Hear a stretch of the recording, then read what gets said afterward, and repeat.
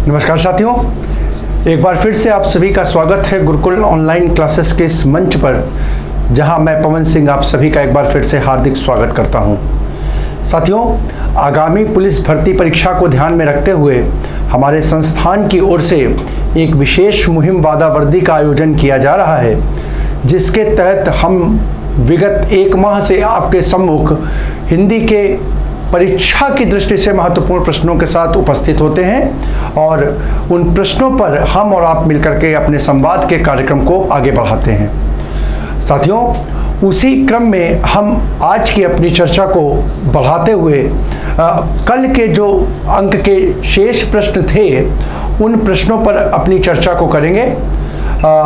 चर्चा को प्रारंभ करने से पहले एक बात जो कि हमारे कुछ अन्य छात्रों ने हमसे सुझाव के माध्यम से या हमसे रिक्वेस्ट के माध्यम से कही कि सर उत्तर प्रदेश की एक बहुप्रतीक्षित परीक्षा जिसकी तिथि घोषित हो गई है, यूपी पैट, ठीक है, संभवतः 28 या 27 अक्टूबर के आसपास उसकी तिथि है। एग्जैक्ट मुझे नहीं मालूम है, शायद इसे 28 या 29 के आसपास 2 दिन वो परीक्षा का आयोजन होना है।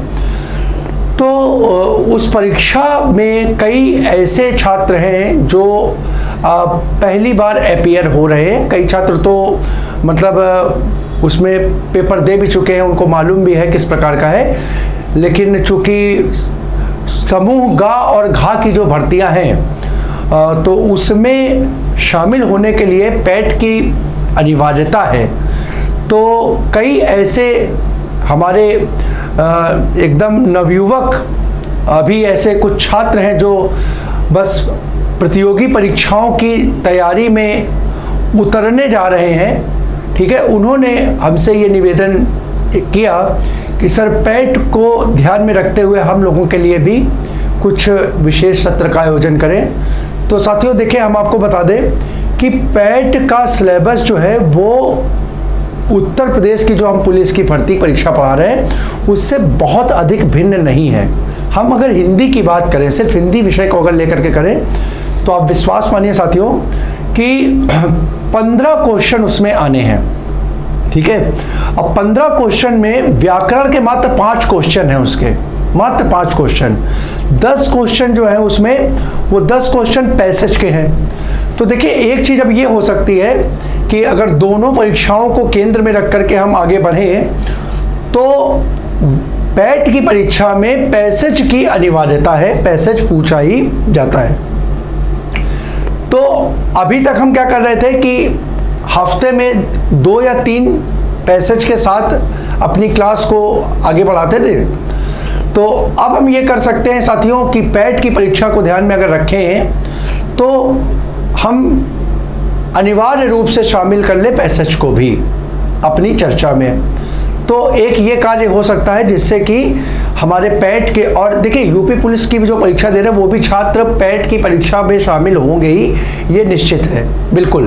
क्योंकि सिर्फ एक परीक्षा के मतलब भरोसे रह करके आप तैयारी नहीं कर सकते हैं। जब तक नौकरी नहीं है तब तक जहाँ प्रयास, हर संभव प्रयास नौकरी का जहाँ से भी हो वो करना पड़ता है, ठीक है। तो यूपी SSS चूँकि आयोग, इसके तहत भर्तियाँ आती ही हैं, भले कुछ कम आए लेकिन आती ही हैं।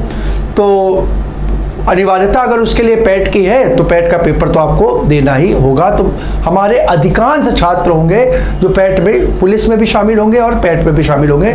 तो क्यों ना उस दृष्टि से हम इस और आगे बढ़ें कि हम पैसेज को डेली एक पैसेज के माध्यम से आपके सामने आएँ और उस पैसेज को सॉल्व करवाएं, तो आपके पैसेज की भी प्रैक्टिस होती जाएगी। अच्छा, दूसरा पॉइंट ये है कि जो टॉपिक उसमें आते हैं तो आप देख लीजिएगा, उसमें मुख्य रूप से अभी 2 पेपर पैट के हुए हैं और 2 पेपर की अगर चर्चा करें तो एक मतलब 2 पेपर का मतलब एक वर्ष 2021 का हुआ है और एक 2022 का हुआ है, ठीक है। और 2021 में 4 सत्र में परीक्षाएं आयोजित हुई थी और 22 में भी 4 सत्रों में परीक्षाएं, यानी 8 पेपर कुल मिलाकर के हुए थे। तो 8 पेपर में जो व्याकरण के 5 प्रश्न अगर उसमें आप देखेंगे ना, तो बेटा हर पेपर में कॉमन जो उनका सिलेबस मेंशन था, संधि समास, ठीक है, संधि समास और 3 क्वेश्चन वोकैब से। वोकैब का मतलब पर्यायवाची, पर्यायवाची, विलोम, तत्सम, तद्भव, वाक्यांश, इनसे मतलब बड़ा लिमिटेड। आपको यहाँ तो मैं आपको पूरी की पूरी तैयारी करा रहा हूँ, यहाँ तो मैं आपको पूरी की पूरी तैयारी करा रहा हूँ। और देखिए पैट की परीक्षा के लिए आप क्या है, जैसे मैंने बोला संधि और समास तो आपको यहाँ से मिल जाएगा। संधि और समास आपको हम जो उत्तर प्रदेश पुलिस के प्रैक्टिस सेट करा रहे हैं उससे प्राप्त हो जाएंगे। और दूसरा जो क्या कहते हैं आपका एक होगा वो अगर बोले तो वोकैब का सेक्शन। तो साथियों जैसा कि मैंने पूर्व में भी कहा था, एक दो टर्न एक की थोड़ा सा व्यवधान के कारण जो वो आयोजित नहीं हो पाए, लेकिन नहीं तो 2 क्लासें हो चुकी थी। अब हम उसको कंटिन्यू ही करेंगे कि आरओ एआरओ का कुछ बच्चों का हमारे पास सुझाव था कि सर उसके लिए भी बैच को आयोजित करें। तो हमने एक दिन हफ्ते का शुक्रवार का निर्धारित कर दिया था कि उसमें हम वोकैब के साथ आपके सामने आएंगे। तो साथियों वो जो वोकैब का पोर्शन है पैट के लिए, वो जो तत्सम है या विलोम है या वाक्यांश है या पर्यायवाची है या वर्तनी का भी प्रश्न उसमें शामिल था, तो उसको हम शुक्रवार की क्लास में बीच में ले लेंगे।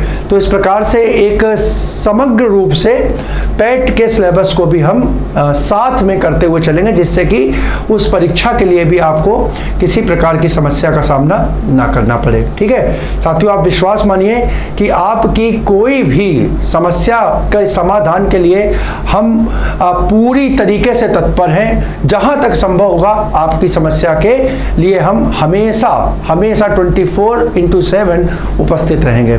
तो आइए साथियों इस बात के साथ हम अपनी आज की चर्चा को यहाँ पर प्रारंभ करते हैं। और कल के प्रश्न जहाँ पर साथियों देखते हैं, जहाँ पर हम लोगों ने समाप्त किए थे उससे आगे आज के प्रश्न हम अपने देखते हैं। तो साथियों कल हम लोगों ने चर्चा कर ली थी शायद 12वां क्वेश्चन है साथियों, ये वाला क्वेश्चन हम लोग कर गए थे। अगर आपको याद हो ये क्वेश्चन, यदि नेहा परिश्रम करती तो परीक्षा में अवश्य उत्तीर्ण हो जाती, क्रिया का काल कौन सा है, तो ये क्वेश्चन हम लोगों ने कर लिया था। हमने आपको बताया था, एक बार फिर से देख लेते हैं और इसी से आज का अपना संवाद प्रारंभ करते हैं। तो हमने साथियों बताया था कि इस वाक्य को जब आप पढ़ रहे हैं तो इस वाक्य में शर्त का भाव मिल रहा है। किसका भाव मिल रहा है? शर्त का भाव मिल रहा है। यानी शर्त का भाव का मतलब हुआ कि एक क्रिया का होना वो दूसरी क्रिया पर निर्भर करता है, दूसरी क्रिया पर निर्भर कर रहा है। तो अगर ऐसा कहीं पर ही मतलब कि एक क्रिया का होना किसी दूसरी क्रिया पर निर्भर हो, तो ऐसे वाक्यों में कौन सा काल होता है? हेतु हेतुमत का काल होता है। और अगर हेतु हेतुमत की बात करें तो साथियों हेतु हेतुमत के 2 भेद होते हैं, एक हेतु हेतुमत भूत और एक हेतु हेतुमत भविष्य। अब यहाँ पर देखो तो बेटा एक ही भेद यहाँ पर दिया हुआ है, तो वही आपका आंसर हो जाएगा ऑप्शन सी। कल हमने यहाँ तक की चर्चा कर ली थी। अब अगला प्रश्न देखते हैं आज का। देखिए साथियों कितना बेहतरीन तरीके से प्रश्न को ड्रॉ किया गया है। आपका वर्णमाला का क्वेश्चन आपको फिर से देखिए, कल भी शुरुआत वर्णमाला से हुई थी और देखिए क्या इंसिडेंस क्या है कि आज की अपनी क्लास को हम लोग प्रारंभ कर रहे हैं। तो उसी प्रश्न पत्र का आज का पहला प्रश्न भी किसका है? वर्णमाला का ही है। वर्णमाला से ही हम लोग शुरुआत कर रहे हैं। तो देखिए कुल मिलाकर के 30 प्रश्नों में 2 प्रश्न आपके वर्णमाला के हो चुके हैं, 2 प्रश्न वर्णमाला के हो चुके हैं। ठीक है चलिए देखते हैं। किया गया है कि नीचे दी गई तालिका में अशुद्ध मेल कौन सा है। आपको अशुद्ध मेल की पहचान करनी है। अब मेल कैसे है तो जरा देखो, कॉलम आपके दिए बेटा। अगर कॉलम देखो तो एक कॉलम वर्ण का है, दूसरा प्राण तत्व की मात्रा के आधार पर है, तीसरा श्वास में कंपन के आधार पर है और चौथा उच्चारण स्थान के आधार। कुल मिला करके देखो कितना बेहतरीन तरीके से क्वेश्चन को ड्रॉ किया गया है कि ध्वनियों का जो वर्गीकरण है, ध्वनियों का जो वर्गीकरण है उसके आधार यहाँ पर दे दिए हैं। अब ध्वनियों का वर्गीकरण साथियों जैसे हमने पढ़ा था, तो एक हमने पढ़ा था किसके? प्राण तत्व के आधार पर। तो प्राण तत्व के आधार पर क्या पढ़ा था? 2 प्रकार के होते हैं, एक अल्प प्राण और एक महाप्राण। दूसरा क्या पढ़ा था? दूसरा पढ़ा था घोषत्व या कंपन के आधार पर। तो घोषत्व और कंपन के आधार पर जब पढ़ा था तो वहां क्या देखा था कि बेटा 2 प्रकार के होते हैं, चाहे तो उसको बोलो अघोष या सघोष या घोष या अघोष। ठीक है, तो ये 2 प्रकार के हो गए। और तीसरा हमने उच्चारण स्थान के आधार पर पढ़ा था, तो बेटा उसमें कंठ, तालु, मूर्धन, दंत, ओष्ठ, नासिक के इन सब के आधार पर ध्वनियों का वर्गीकरण किया गया था। तो अब ये तीनों प्रकार से आपको शब्दों की व्याख्या करनी कि कौन सा पद जो है वो अशुद्ध है। तो जरा ध्यान देखिए, एक एक कॉलम को हम लोग देखते हैं और अपने आंसर को निकालने का प्रयास। सबसे पहले का देखते हैं। का को देख लो अगर आप लोग, तो का जो है बस उसकी पोजीशन देख लीजिए। का जो है वो का वर्ग का वर्ण है, पहली चीज का वर्ग का वर्ण है। और दूसरी चीज कौन से कॉलम में आता है, तो पहले कॉलम में आता है, पहले कॉलम में आता है। अब यहां से अगर आपको पोजीशन स्पष्ट हो रही हो तो देखो बेटा, मैंने बताया था कि एक एक चीज को देखो, अल्प प्राण और महाप्राण। अल्प प्राण और महाप्राण का तरीका मैंने क्या बताया था, हमने बताया था कि 1 3 5, 1 3 5, जरा मैं यहां पे लिख दूं, एक यहां से हटा, यहां पे 1 3 5, 1 3 5, ये क्या थे साथियों, ये थे अल्प प्राण। क्या थे, अल्प प्राण। और 2 और 4, 2 और 4, ये क्या थे साथियों, ये थे महाप्राण। क्या थे, महाप्राण। ठीक है, तो अब जरा देखो, तो यहां पर एक बात तो स्पष्ट हो गई कि का कहां पे आया, का पहले पे आया। तो ये सॉरी, ये उल्टा कर गया शायद बेटा, यहां पर ये थोड़ा सा पेपर में गड़बड़ी हो गई है, या हमको लग रहा है टाइपिंग में मिस्टेक हो गई है। यहां पर बेटा ये प्राण तत्व नहीं होगा, यहां पे कर दो कंपन, ये यहां पे थोड़ा सा मिस्टेक है, कंपन। ठीक है, और यहां पे बेटा कर दो, यहां पर कर दो प्राण तत्व। अब बात स्पष्ट है, अब थोड़ा सा क्वेश्चन ठीक है, टाइपिंग की मिस्टेक नहीं है ये। ठीक है, तो इसको थोड़ा देख लो, यहां पर ये कंपन होगा और यहां पर, तो पहले हम प्राण तत्व को देख रहे हैं, पहले हम किसको देख रहे हैं, प्राण तत्व को। चलो इस कॉलम को पहले देख लेते हैं। तो यहां पर का वर्ग को अगर देखा तो का वर्ग हमारा कैसा हो गया, का वर्ग हमारा हो गया अल्प प्राण का। किसका हो गया, अल्प प्राण का हो गया कि नहीं, क्योंकि ये कहां पे आया बेटा, देखो पहले पे आया। कहां पे आया, पहले पे आया। अच्छा, अब कंपन के आधार पे अगर चर्चा करें तो बेटा मैंने क्या बताया था, जरा ध्यान से देखना, मैंने कंपन के आधार पे बताया था, जरा इसको अलग कर लो, पहला और दूसरा। पहला और दूसरा जो होता है वो क्या होता है, अघोष होता है। क्या होता है, अघोष होता है। और मैंने बताया था 3 4 5, 3 4 5, ये क्या होता है, इसको हम घोष या सघोष के नाम से जानते हैं। किसके, घोष या सघोष के नाम से जानते हैं। ठीक है, तो चला यहाँ पे देखो, तो ये पहला कहाँ पे आया, पहला का है ना, पहला का है ना, तो ये कहाँ पे आया, अघोष में आया।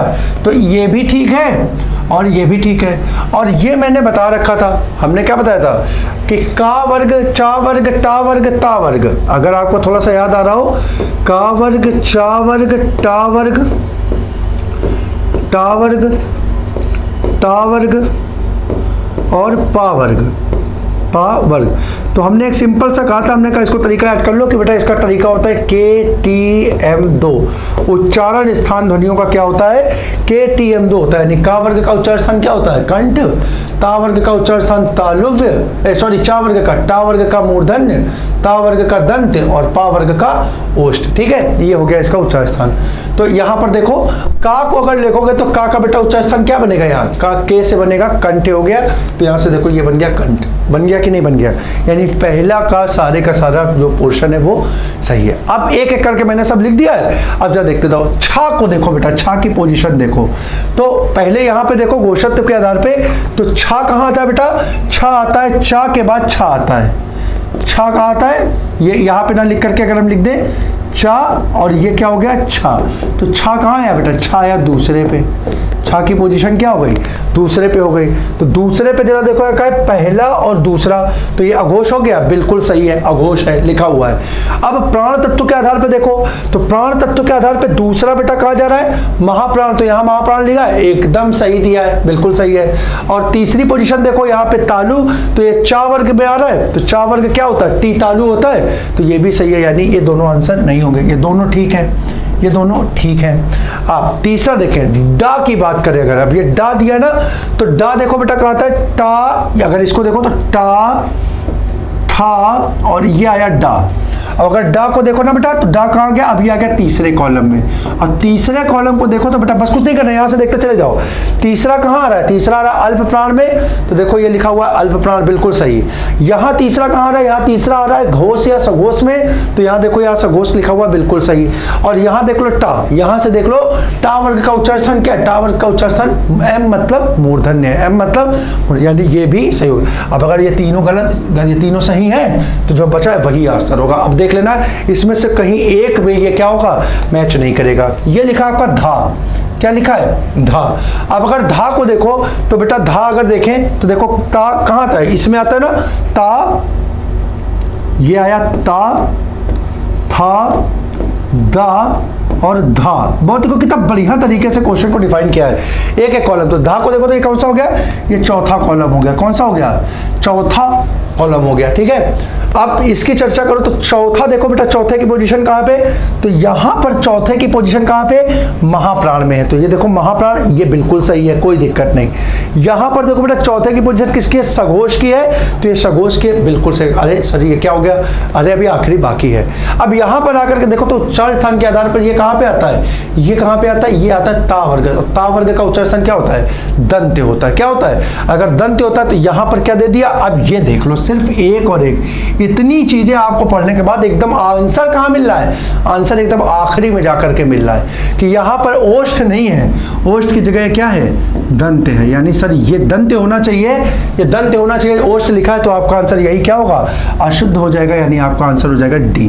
कितना मतलब समझो वर्णमाला का क्वेश्चन आप देखें कितने बेहतरीन तरीके से डिफाइन किया है। सारे कॉन्सेप्ट आपको घोष भी आना चाहिए, आपको महाप्राण भी आना चाहिए, आपको उच्चारण स्थान के आधार पर ध्वनियां भी पूरी तरीके से मालूम होनी चाहिए, तब जाकर के आप इस क्वेश्चन को निकाल पाओगे एक नंबर में, एक नंबर के लिए इतनी मेहनत, ठीक है। लेकिन ये चीज है कि देखो पूरे कॉन्सेप्ट को इसने रिवाइज करा दिया, वर्णमाला का पूरा कॉन्सेप्ट एक प्रश्न से रिवाइज हो गया।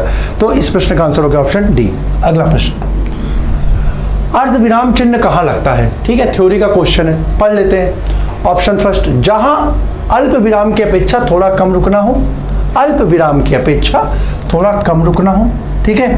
अच्छा, दूसरा, जहां अल्प विराम की अपेक्षा थोड़ा अधिक रुकना हो, सी उद्धरण चिन्ह के पहले, और डी जहां कोई निर्देश देना हो, ठीक है।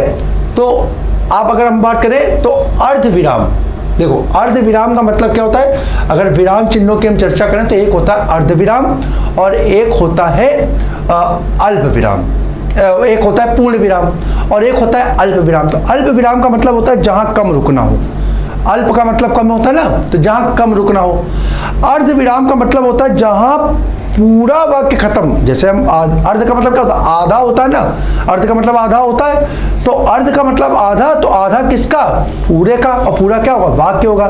तो जब कोई वाक्य बहुत बड़ा होता है तो हम उसको अगर एक बार में नहीं बोल सकते, तो उस वाक्य के मध्य में हम क्या करते हैं, मध्य में हम विराम लेते हैं, और वहां पर जिस चिन्ह का हम प्रयोग करते हैं उसे हम किस नाम से जानते हैं, अर्ध विराम के, यानी अर्ध भाग में आता है। अल्प विराम क्या होता है, वो अल्प विराम एक तरीके से दो शब्दों के बीच में भी आ सकता है, आधे पे नहीं, दो शब्दों, वाक्य में अगर शब्द प्रयोग होगा तो उसको पद बोलेंगे, दो पदों के बीच में भी अगर विराम चिन्ह आएगा तो उसे हम अल्प विराम बोलेंगे।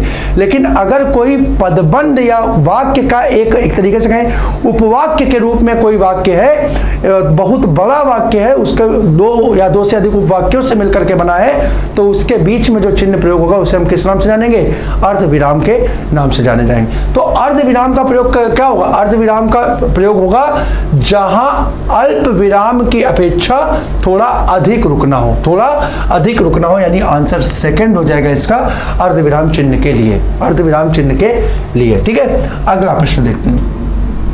अगला प्रश्न मेरा, वैदिक संस्कृत से लेकर आधुनिक युग तक की हिंदी के विकास का सही क्रम क्या है। साथियों, हिंदी भाषा का ये प्रश्न है और आपसे पूछा गया है कि जब भाषा का विकास हुआ है तो वो किस क्रम में हुआ है। तो साथियों, मैंने कई बार आपको बताया है कि हिंदी, कई बार आपके सामने प्रश्न आता है कि जो हिंदी है, हिंदी की जननी कौन है, तो हमारे कई साथी कह देते हैं कि सर आंसर भी ठीक है कि हिंदी की जननी जो है वो संस्कृत को माना जाता है, लेकिन थोड़ा सा उसको और परिष्कृत अगर हम करें तो साथियों ध्यान रखिएगा कि हिंदी की जननी संस्कृत ठीक है, लेकिन उससे भी अधिक अगर हम बात करें तो वो जननी नहीं बल्कि हिंदी की आदि जननी है। देखिए संस्कृत क्या है ना मेरे भाइयों, संस्कृत जो है वो आदिकालीन भाषा है। आदिकालीन का मतलब प्रारंभिक भाषा है जिससे सभी अन्य भाषाओं की क्या हुई है, उत्पत्ति हुई है, उत्पत्ति हुई है। ठीक है, तो अब क्या है, अगर हिंदी की आदि जननी, और यहाँ पे दूसरी चीज समझिए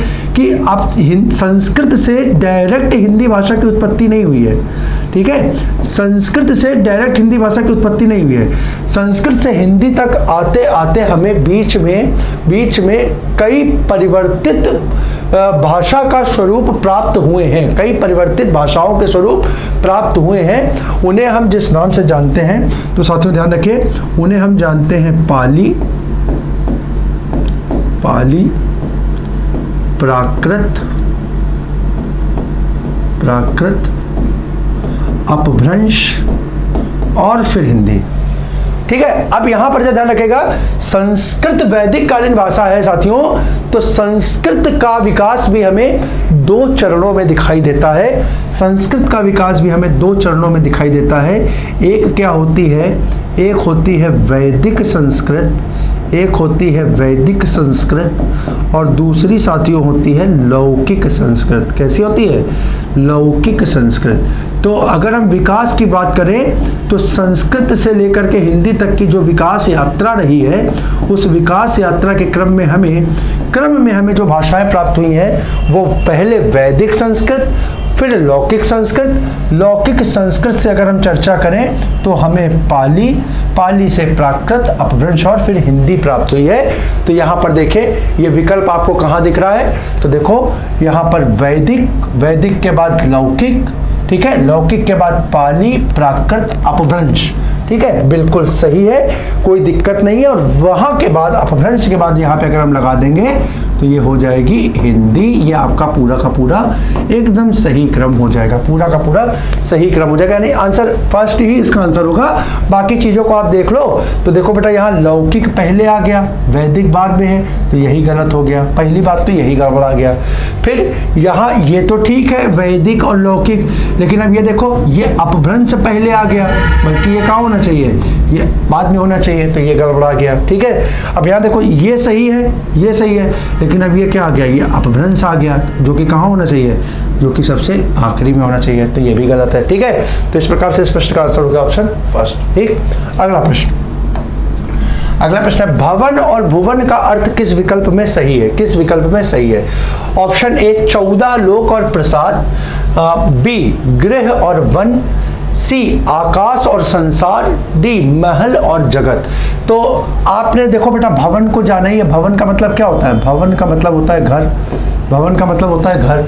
अब अगर घर की बात करो तो देखो यहाँ बेटा लोक दिया है, गृह दिया है। अब देखो यहाँ पर ये एक मिला गृह और आकाश और महल, ये महल, घर भी हो गया, महल भी हो सकता है, महल भी हो सकता है, यानी 2 विकल्प तुम्हारे सामने से हट गए, एक और एक, ये नहीं होगा।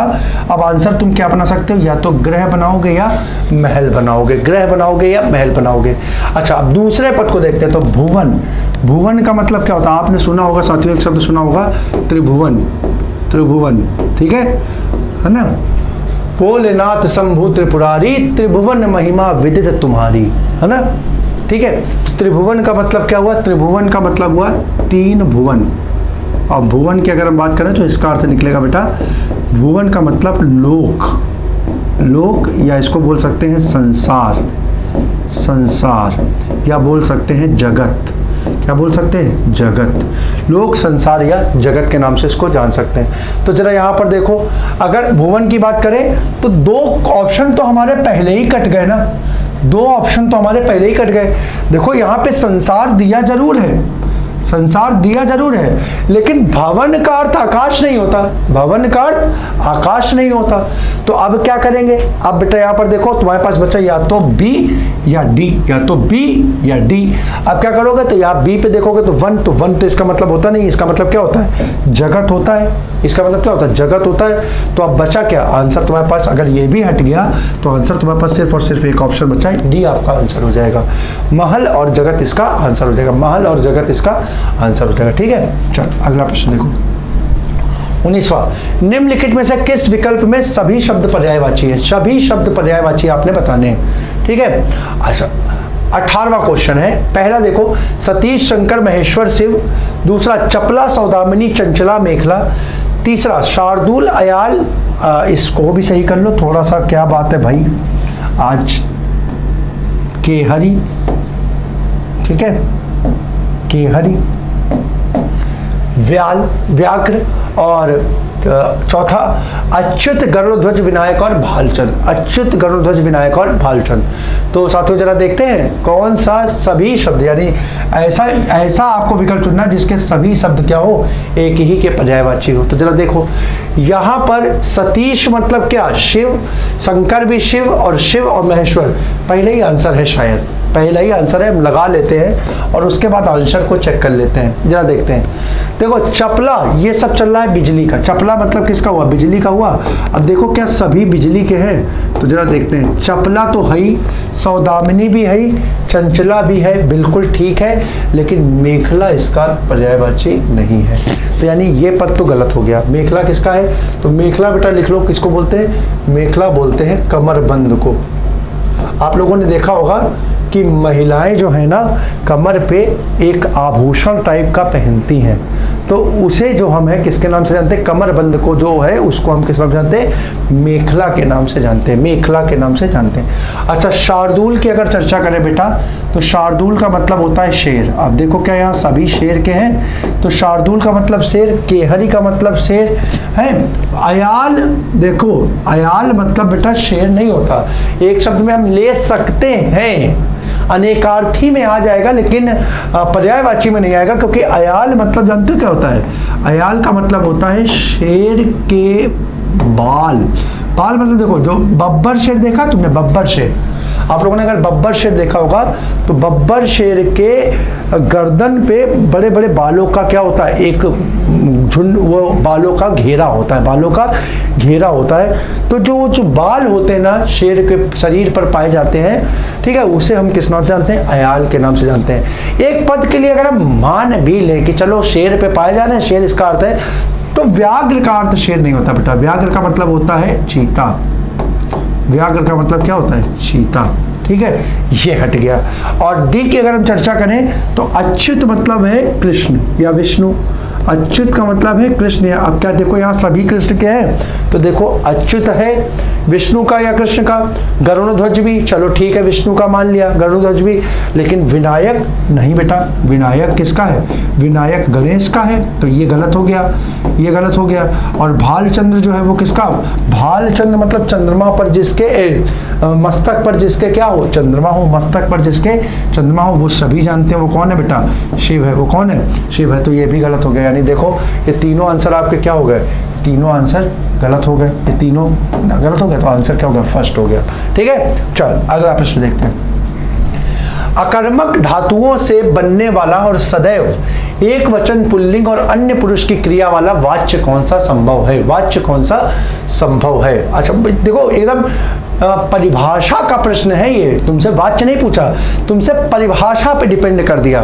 तो विकल्प है कर्तवाच्य, बी कर्मवाच्य, सी भाववाच्य, डी कर्मवाच्य और भाववाच्य। तो जरा ध्यान से देखो, यहाँ सबसे पहले दिया है कि क्रिया कैसी हो, अकर्मक धातु, और उसका प्रयोग कैसा हो, सदैव एक वचन पुल्लिंग के रूप में। साथियों अगर आपको थोड़ा सा याद आ रहा हो तो वाच्य के टर्म में मैंने आपको एक सबसे हट करके जो पहचान बताई थी, हमने कहा था कि भाववाच्य का टर्म जो है उसके लिए आपको याद करना होता है दो चीजें। भाववाच्य के लिए मैंने कहा था सिर्फ दो चीजें याद कर लो। सबसे पहली बात तो भाववाच्य के वाक्य में क्या होगा, असमर्थता प्रकट करेगा, क्या होगा, असमर्थता प्रकट करेगा। अगर किसी वाक्य को पढ़ने पे ये लगा है कि वहां पे असमर्थता का भाव आ रहा है, तो बिल्कुल एकदम आंख बंद करके मान लेना कि वहां पे भाववाच्य है, असमर्थता प्रकट करेगा। अच्छा दूसरा अगर हम चर्चा करें तो मैंने यहाँ पे बताया था कि अगर भाववाच्य का वाक्य है, अगर भाववाच्य का वाक्य है तो दूसरी जो चीज होगी ना साथियों, वो सबसे बड़ी चीज होगी कि जो क्रिया होगी उस क्रिया का स्वरूप क्या होगा, क्रिया का स्वरूप होगा सदैव अकर्मक, अकर्मक, सदैव एक वचन, एक वचन, और सदैव पुल्लिंग। ये 3 चीजें हैं। अगर ये 3 चीजें हैं, क्रिया कैसी है? क्रिया अकर्मक है, एक वचन है और पुल्लिंग की है। क्रिया कैसी है? अकर्मक है, एक वचन है, पुल्लिंग है। आंख बंद करके आप लगा दीजिए कि वाक्य कैसा होगा, भाववाचक होगा। वही आप पूछा, देखो क्रिया अकर्मक, क्रिया एक वचन और क्रिया का स्वरूप पुल्लिंग। अगर ये है 100% आपका वाक्य कैसा होगा, भाववाचक होगा। Answer C. बहुत बेहतरीन तरीके से प्रश्न को डिजाइन किया गया है थ्योरी से। 21वां क्वेश्चन, 20वां क्वेश्चन, ठीक है। शब्दों के आदि में जुड़कर शब्दों के अर्थ में विशेषता लाने वाले शब्दांश क्या कहलाते हैं? ठीक है। ऑप्शन ए प्रत्यय, बी उपसर्ग, सी क्रिया विशेषण और डी निपात। तो साथियों परीक्षा में देखो थोड़ा सा ये प्रेजेंस ऑफ माइंड की बात है कि आपका परीक्षा में प्रश्न में कुछ नहीं है, लेकिन जब परीक्षा कक्ष में आप होते हैं और वहां पर प्रश्न को पढ़ते हैं तो इतनी तेजी से दिमाग काम करता है कि समझ में आता है। अगर तेजी से आप पढ़ो तो पढ़ोगे शब्दों के आदि में आप सोच ही नहीं पाते हो आदि में, और जैसे ही शब्द देखते हो ना तो आदि के साथ आपके दिमाग में अंत चलता है तो आप उसका विलोम ना समझ में उसकी मीनिंग समझ लेते हो और आप कहते हो कि शब्दों के अंत में अगर जुड़ा, अंत में जुड़ा तो शब्द क्या कहलाता है? प्रत्यय कहलाता है। नहीं बेटा, पेपर में कई बच्चों का यह आंसर इसी कारण गलत हुआ होगा, मैं बता रहा हूं।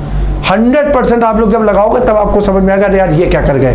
क्योंकि जब हम लोग जैसे ही देखते हैं ना, हम लोग इसको एक साथ देखते हैं, आदि अंत, आदि अंत। तो बेटा आदि और अंत एक ही थोड़ी है, ये दोनों कैसे हैं? ये शब्दयुग में विपरीतार्थक प्रकृति का है, विपरीतार्थक प्रकृति का है। यानी आदि का मतलब अंत का विपरीत होगा।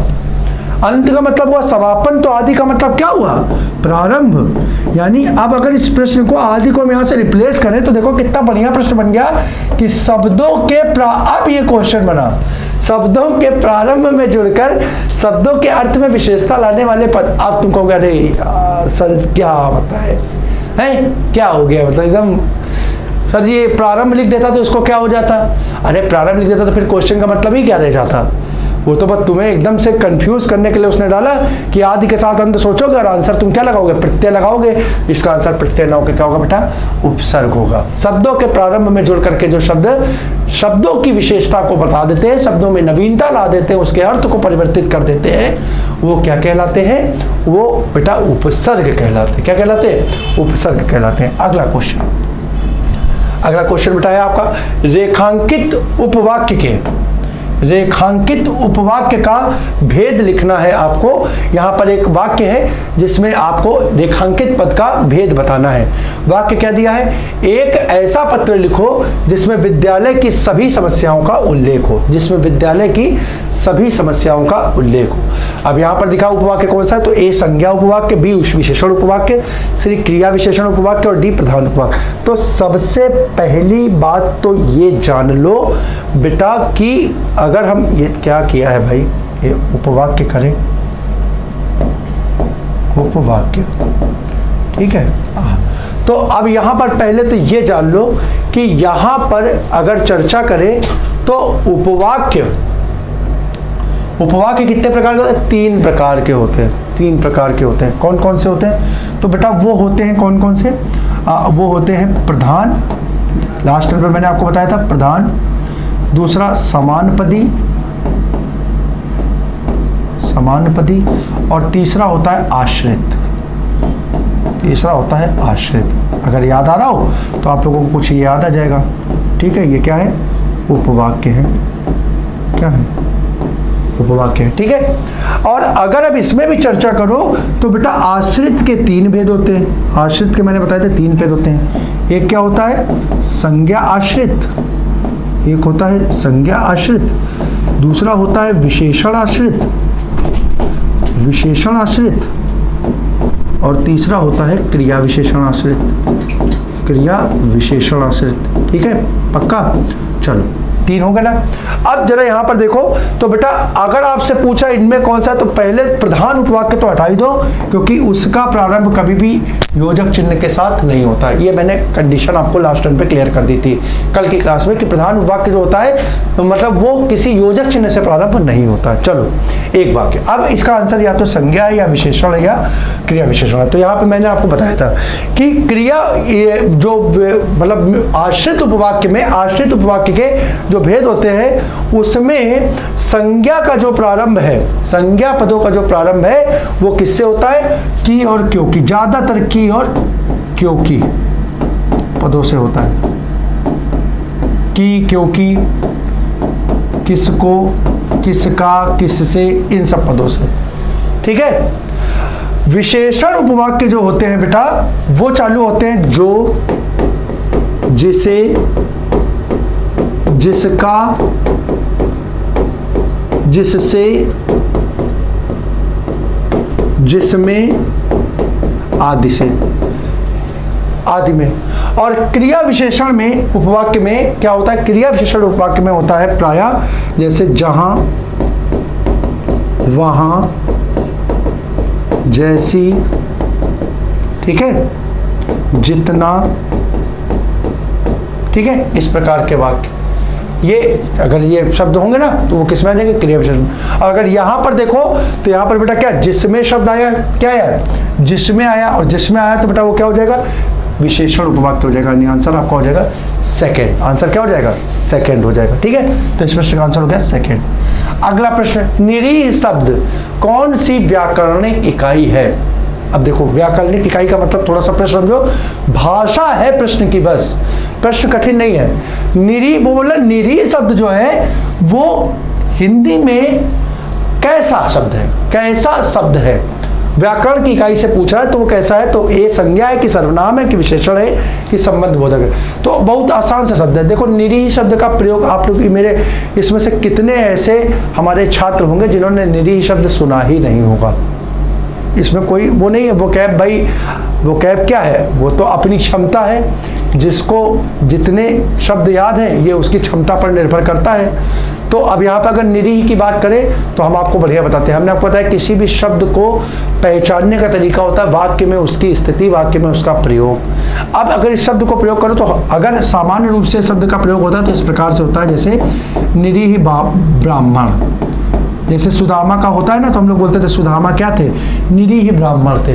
निरीह, निरीह का मतलब बहुत गरीब, बहुत कठिनाई से अपना जीवन व्यतीत करने वाले, समस्याओं में रह करके, मतलब समस्याओं का एक तरीके से जैसे जिसको कहते हैं ना दुखों का पहाड़ टूट पड़ना, ऐसी स्थिति जब किसी पे आती तो उसको हम निरीह के नाम से कहते हैं। बहुत अधिक समस्याओं में रह करके जीवन बिताना, यानी निरीह। तो निरीह ब्राह्मण का मतलब हो गया, मतलब एकदम एक या दूसरे शब्दों में कहो कि सब समस्त चीजों का त्याग करने की स्थिति, त्याग करने की स्थिति। निरीह ब्राह्मण हो गया, निरीह बालक हो गया, दयनीय, दया के भाव की स्थिति। चलो अब यहां से अगर हम देखें तो अगर इस पद को देखो तो यहाँ पे बेटा ये ब्राह्मण हो गया नाम, ब्राह्मण हो गया नाम। अगर नाम है तो ये क्या पद हो गया? संज्ञा हो गया। क्या हो गया? संज्ञा हो गया। अब ये ब्राह्मण की ये पद क्या कर रहा है? जरा ध्यान से देखो, ये पद क्या कर रहा है? ये पद बता रहा है ब्राह्मण की विशेषता की। ब्राह्मण कैसा है? ब्राह्मण कैसा है? तो ब्राह्मण निरीह है। ब्राह्मण कैसा है? निरीह है। तो अब ये पद क्या हो गया बेटा? ये पद हो गया विशेषण। क्या हो गया? विशेषण हो गया। तो ये ऑप्शन सी हो गया विशेषण इसका। ठीक है, पक्का? ऐसे यहाँ से आपका आंसर मिल जाएगा। अगले प्रश्न को देखो। अगला प्रश्न बेटा अब पैसेज का क्वेश्चन है, जैसा कि मैंने आपसे कहा भी था, और इस पैसेज को मैंने यहाँ पर लिया है। तो आइए पैसेज की चर्चा एक बार हम पढ़ लेते हैं और पढ़ने के बाद इस प्रश्न के उत्तर को देखेंगे। तो पैसेज देखिए बेटा क्या है। गद्यांश को ध्यानपूर्वक पढ़ें और उत्तर दें। गद्यांश क्या लिखा है? संसार की दो अचूक शक्तियां हैं, वाणी और कर्म। यहीं पे अंडरलाइन कर लो, अचूक शक्तियां क्या है? वाणी और कर्म। कुछ लोग वचन से संसार को राह दिखाते हैं। ठीक है, वचन का मतलब भी वाणी हो गया, वचन का मतलब भी वाणी हो गया। और कुछ लोग कर्म से। देखो कुल मिला करके पूरा का पूरा पैसेज, अब जहां तक मुझे आ रहा है पूरा का पूरा पैसेज तुम्हारा वाणी और कर्म पे ही फोकस होगा। पूरी के पूरे पैसेज को केंद्रित वाणी और कर्म पर किया जाएगा। जरा आगे बढ़ते हैं। शब्द और आधार दोनों ही शक्तियां हैं। शब्द और आचार, देखो शब्द और आचार की बात करोगे ना तो हमारी वाणी जो होती है, वाणी से निकलने वाले जो ध्वनि होती है, वो ध्वनि क्या होते हैं? शब्दों को ही तो प्रतिबिंबित करती है, शब्दों को ही तो बताती है। और कर्म क्या होता है? कर्म जो होता है वो हमारा आचार व्यवहार होता है, जो हम अपने आचरण में लाते हैं, जो हम कार्य करते हैं। ठीक है, उसी को हम क्या बोलते हैं? आचार या आचरण। वही हमारे कर्म होते हैं, वही हमारे कर्म होते हैं। ठीक है, तो एक प्रकार से यहाँ पर आचार का अर्थ हो गया कर्म और शब्द का अर्थ हो गया वाणी से। ठीक ठीक है, दोनों ही शक्तियां हैं। शब्द की महिमा अपार है। विश्व में साहित्य, कला, विज्ञान शास्त्र शब्द शक्ति के प्रमाण है। अब देखो, शब्द शक्ति यानी वाणी के प्रमाण कौन है? वाणी के प्रमाण ये है, इसको याद रखना। वाणी अगर पूछ लिया जाए, वाणी के प्रमाण, शब्द शक्ति यानी वाणी के प्रमाण कौन है? तो साहित्य, कला, विज्ञान है। चलो, पर कोरे शब्द व्यर्थ होते हैं जिनका आचरण ना हो। देखो, एक होता नहीं है कि कहते कुछ है लेकिन आचरण में नहीं लाते हैं। कहना मतलब सिद्धांतवादी व्यक्ति नहीं है, बातें बड़ी बड़ी है, और एक इसीलिए कहावत कही गई, नाम बड़े और दर्शन छोटे। बहुत बड़ी बड़ी बातें करते हैं लेकिन स्वयं उसको अपने आचरण में, समाज में ऐसे बहुत से लोगों का हमारा सामना होता है कि दूसरों को तो खूब सीख देते हैं लेकिन कभी खुद को आईना नहीं दिखाते। ठीक है, अगर खुद को देखें तो दूसरों को सीख देना ही बंद हो जाए, क्योंकि जब खुद को देखेंगे तो पाएंगे कि कबीरदास ने नहीं कहा, कबीरदास कहते हैं कि वो एक दोहा उनका, मुझे शायद स्मरण शक्ति में पूरा नहीं आ रहा है, वो कहते हैं कि बुरा जो देखन मैं चला बुरा न मिलया कोई, और जो दिल खोजा अपना मुझसे बुरा न कोई। है कि बुराई देखने चला था संसार में, मुझे तो कोई बुराई नहीं, लेकिन जब खुद के अंदर अपनी अंतरात्मा की आवाज़ पर खुद को देखा तो अरे बाप रे, मुझ में ही इतनी बुराइयां हैं। समाज को मैं क्या देखने चला था, पहले अपने अंदर की बुराइयों को तो समाप्त कर ले। ठीक है, तो कथन और कर्म अगर दोनों एक हैं तब तो आप महानता को प्राप्त करेंगे, नहीं तो कोई मतलब नहीं है। चलो, जिनका, कहाँ पे थे हम लोग? हाँ, यहाँ पे थे, जिनका आचरण ना हो। ठीक है, प्रतीक के प्रमाण पर कोरे शब्द व्यर्थ होते हैं जिनका आचरण ना हो।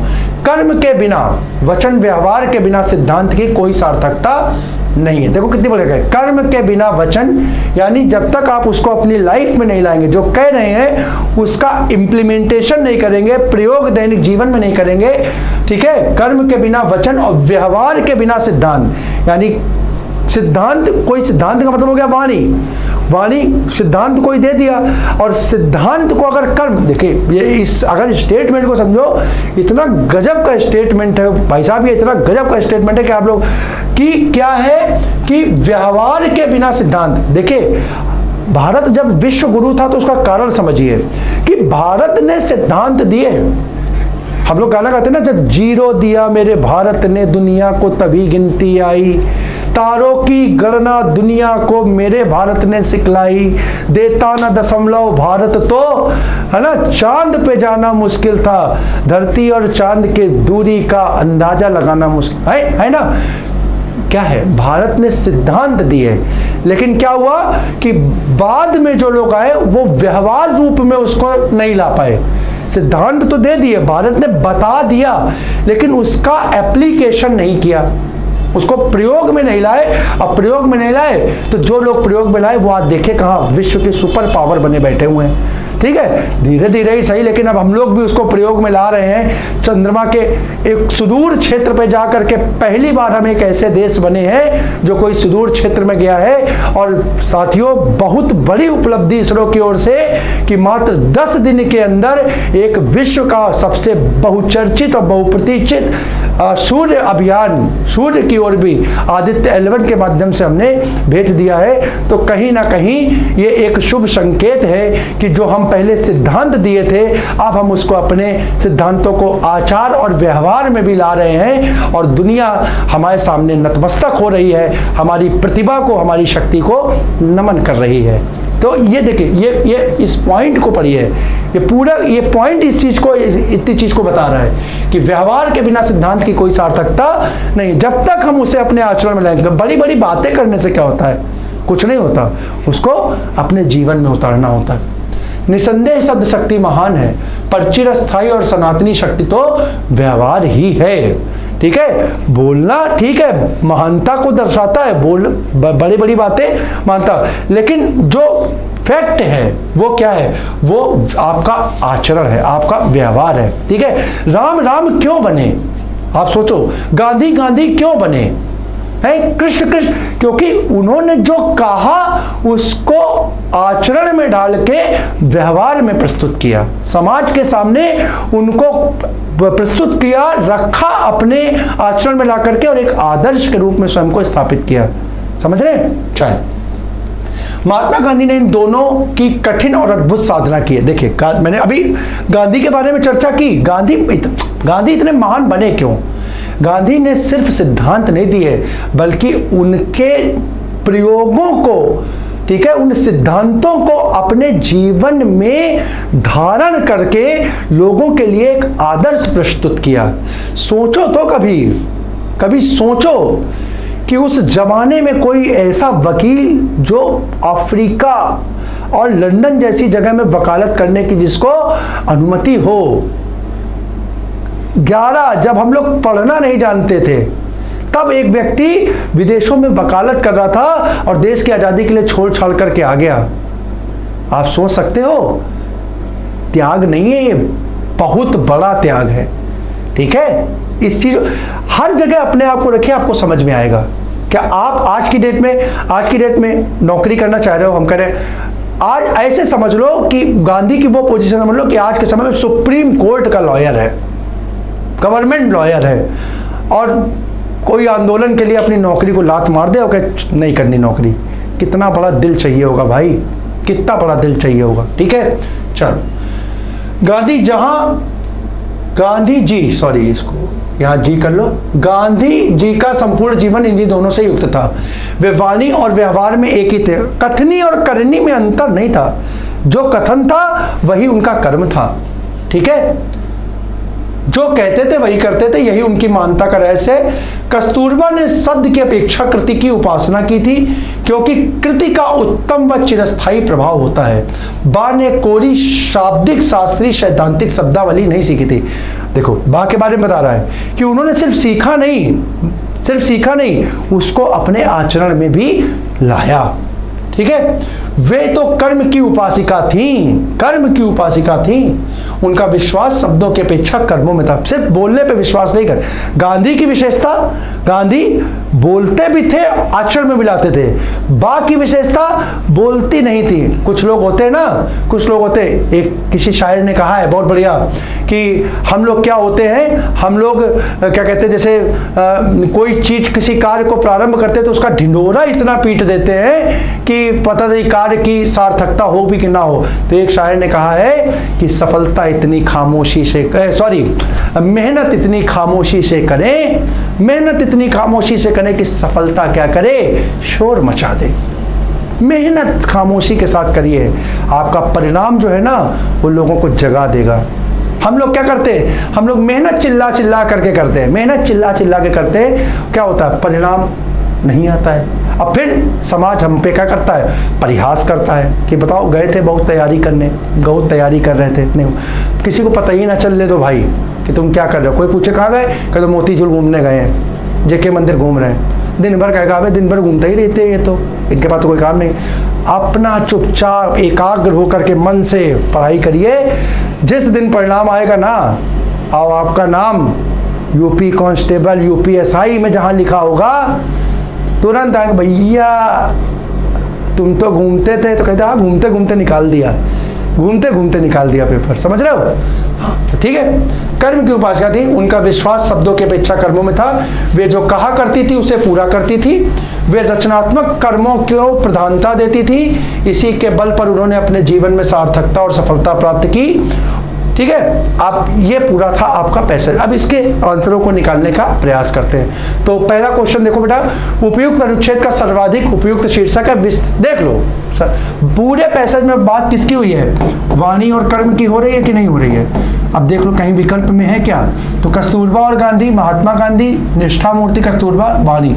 देखो ये भाग है पैसेज का, गांधी और कस्तूरबा पैसेज का अंग है, लेकिन पैसेज केंद्रित किस पे बेटा, वाणी और कर्म थे। आंसर इसका हो गया डी। 4। अगला क्वेश्चन, प्रायः सज्जन व्यक्ति संसार को राह दिखाते हैं। कैसे सज्जन व्यक्ति संसार को राह कैसे दिखाते हैं? तो ऑप्शन ए अपनी कार्य कुशलता से, बी अपने कर्म और वाणी से, सी अपनी सेवा भावना से, और डी प्रत्येक व्यक्ति की मदद। तो पूरा पैसेज फिर देखो कर्म और वाणी आ गया, तो किससे, अपने कर्म, यानी उनकी कथनी और करनी में अंतर नहीं होता। जो कहते हैं वही करते हैं, और वो समाज के लिए एक आदर्श प्रस्तुत करते हैं, समाज को एक नई राह दिखाते हैं। ठीक है, चलो जगत में साहित्य, कला, विज्ञान और शास्त्र। ठीक है, जगत में साहित्य, कला, विज्ञान। यहां पे देखो मैंने कहीं अंडरलाइन किया था बेटा, ये विश्व में साहित्य, कला, विज्ञान और शास्त्र शब्द शक्ति के प्रतीक प्रमाण है। शब्द शक्ति के प्रतीक प्रमाण है, जरा देख लो। शब्द शक्ति का रूप है, शब्द शक्ति का ज्ञान कराते हैं, शब्द शक्ति का प्रामाणिक रूप है, प्रतीक प्रमाण है का मतलब ये देखो प्रामाणिक रूप है। यही इसका आंसर हो जाएगा ऑप्शन सी। अगला क्वेश्चन है बेटा, शब्द शक्ति के महान होते हुए भी, शब्द शक्ति के महान होते हुए भी, यहां पर कहीं बेटा आया था देखो, शब्द शक्ति महान है परंतु चिरस्थायी और सनातनी शक्ति तो व्यवहार ही है, व्यवहार ही है। तो शब्द शक्ति के महान होते हुए भी व्यवहार की शक्ति सनातनी है, व्यवहार भी शक्तिशाली है, व्यवहार भी एक शक्ति के रूप में है। शब्द शक्ति और व्यवहार दोनों मान नहीं, व्यवहार की शक्ति सनातनी है। ऑप्शन फर्स्ट, ये देखो ये पॉइंट में लिया हुआ सीधे सीधे। ठीक है, पैसेज को अगर ठीक प्रकार से पढ़ लो तो आंसर आपका एकदम निकल करके आ जाता है। ठीक है, अगला देखो 28वां, गांधी जी की महानता यह थी, क्या थी गांधी जी की महानता? ऑप्शन ए, सदैव सत्य का सहारा लेते थे, बी, सदैव हिंसा से दूर रहते थे, सी, गरीबों की मदद करते थे, और डी, जो कहते हैं आज देखो गांधी जी, मैंने कहा था गांधी जी की कथनी और करनी में अंतर नहीं था, उनके वचन ही उनका सिद्धांत होते थे, जो कहा वो करते थे, जो कहा वो करते थे। तो आंसर हुआ जो कहते थे वही करते थे, आंसर डी इस प्रश्न का आंसर हो गया। ठीक है, तो इस प्रकार से साथियों ये जो प्रश्न पत्र था वो प्रश्न पत्र को हम पूरा आपके सामने सॉल्व करा दिए हैं, और आशा करते हैं कि आप लोगों को इस चीज की एक थोड़ी सी झलक या एक जानकारी प्राप्त हो गई होगी कि जो परीक्षा होती है उसमें प्रश्न किस प्रकार के आते हैं। तो आशा करता हूं साथियों कि ये जो सत्र हमने आयोजित किया था 2 सत्रों में ये पूरा का पूरा प्रश्न पत्र आपके सामने हमने बहुत आराम से इत्मीनान के साथ करवाया। ठीक है, तो आपके लिए ये लाभकारी होगा। इसी प्रकार से हम और भी महत्वपूर्ण प्रश्नों के साथ आपके सामने उपस्थित होते रहेंगे। कल का जो सत्र है साथियों, मैं अभी बता दूं कि कल का जो सत्र है शायद शुक्रवार का दिन है कल, और शुक्रवार जैसा कि हमने निर्धारित किया था कि हम एक विशेषांक के साथ आपके सामने उपस्थित होंगे। तो आरओ, एआरओ, पैट और यूपीएसआई कांस्टेबल सभी परीक्षाओं को ध्यान में रखते हुए हम कल के अपने विशेष अंक में वोकैब के साथ आपके सामने उपस्थित होंगे। इस वादे के साथ हम अपनी आज की चर्चा को यहाँ पर विराम देते हैं। मेरे सभी प्यारे छात्रों को जय हिंद।